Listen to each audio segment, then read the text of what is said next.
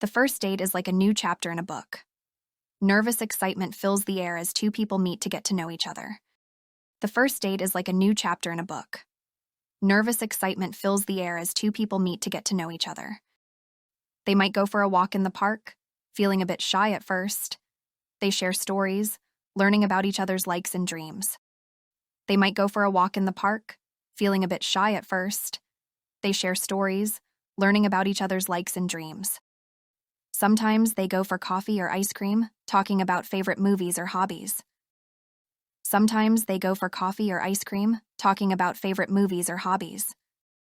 They laugh and smile, feeling more comfortable as time passes.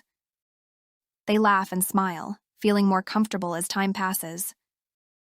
They might visit a museum or attend a concert, enjoying the shared experience. It feels like discovering a new friend.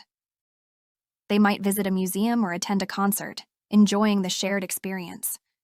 It feels like discovering a new friend. The first date is about making memories and feeling a connection. The first date is about making memories and feeling a connection.